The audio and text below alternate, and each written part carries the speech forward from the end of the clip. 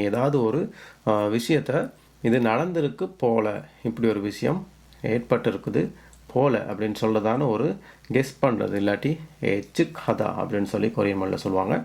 அந்த மாதிரி நேரத்துக்கு இந்த முன்போப் இல்லாட்டி இந்த கிராமர் வந்து பாவிக்க போகிறோம். சரிதானே? பாருங்கள், நாங்கள் ஏற்கனவே பார்த்தோம், நேற்று மழை பெய்திருக்கு போல அப்படின்னு சொல்லதான ஒரு உதாரணத்தை நாங்கள் பார்த்தோம். அதுக்கு வந்து நான் உங்களுக்கு சொன்னேன், ஓஜே பீகா ஒன்கொத் கத்தாயோ அப்படின்னு சொல்லி ஒரு முன்பொப்பை சொன்னேன். இந்த இன்கொத் கத்தாயோ அப்படின்னு சொல்கிறதால இந்த முன்பொப் வந்து நிகழ்காலத்தில் நாங்கள் சொல்கிற நேரம் நின்கொத் கத்தாயோவாக மாறிடும்.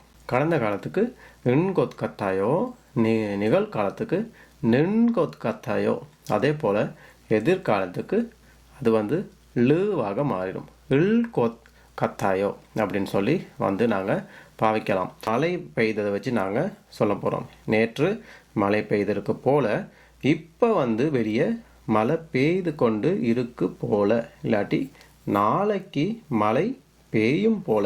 சரிதானே? இப்போ இந்த 3 வார்த்தையை வந்து நாங்கள் கொரியன் மொழியில் எப்படி சொல்லலாம் பாருங்கள். ஏற்கனவே உங்களுக்கு நான் இறந்த காலத்தை சொல்லி தந்துட்டேன். இப்போ நிகழ்காலத்தில் எப்படி சொல்லலாம்னு சொன்னால், 지금 비가 오는 것 같아요. சரிதானே?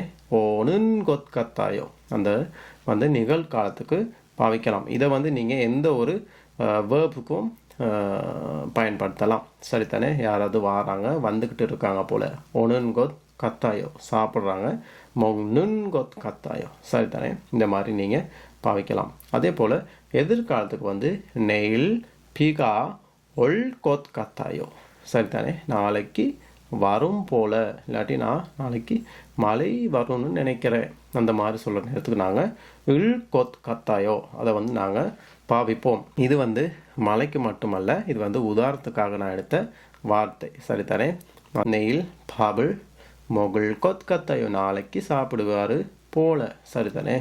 நெயில் சிபே கல் கொத் கத்தாயோ, நாளைக்கு வீட்டுக்கு போவார் போல.